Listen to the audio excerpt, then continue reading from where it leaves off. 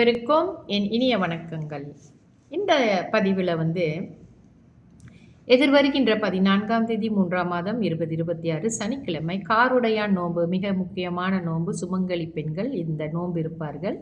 இது எதற்காக என்றால், கணவரின் நீண்ட ஆயுளுக்காகவும் ஆரோக்கியத்திற்காகவும் குடும்ப நன்மைக்காகவுமே இந்த நோன்பு பெண்கள் இருக்கிறாங்க.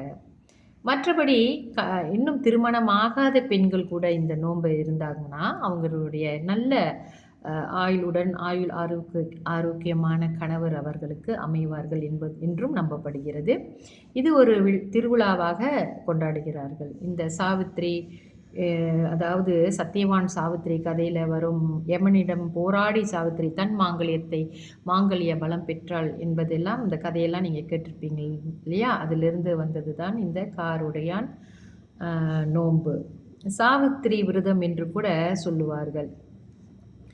இந்த விரதம் இருக்க பெண்கள் இப்போ இருக்கிற காலகட்டத்தில் பெண்கள் வேலைக்கெல்லாம் போகிறாங்க இல்லையா? ஸோ இவங்களாம் இப்போ இது சனிக்கிழமையில் வருது, லீவு நாளாக இருந்துட்டால் பரவாயில்ல.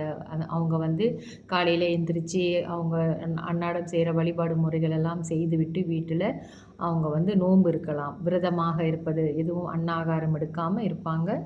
அதன் பிறகு மாலை வேளையிலே கௌரி பூஜை, அம்பாளை பூஜை செய்து அந்த விரதத்தை முடித்து கொள்வார்கள். ஸோ வேலைக்கு போகிற பெண்கள் எப்படி இதை செய்ய வேண்டும் என்றால், நீங்கள் வேலைக்கு சென்று அப்போ உங்களால் அரை வயிறு சாப்பிட முடிஞ்சால் சாப்பிட்டுட்டு, இல்லை வெறும் பழங்கள் மட்டும் சாப்பிட்டு கூட நீங்கள் விரதம் இருக்கலாம். அல்லது அசைவம் உண்ணாமல் இருப்பது கூட முடிந்தால் நீங்கள் அசைவம் உண்ணாமல் இருந்து விரதம் இருங்கள்.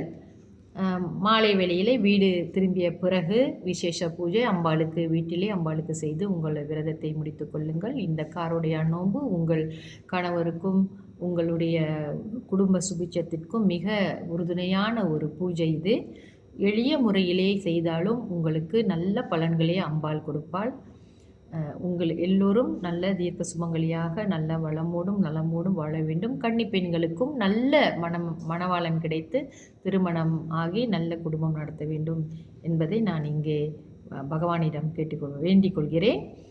இந்த காருடையான் நோன்பு எல்லோரும் இருக்கலாம். கன்னி பெண்களும் இருக்கலாம், திருமணமான சுமங்கலி பெண்களும் இந்த காருடையான் நோன்பு இருக்கலாம். தொடர்ந்து என்னுடைய பதிவுகளுடன் இணைந்திருங்கள்.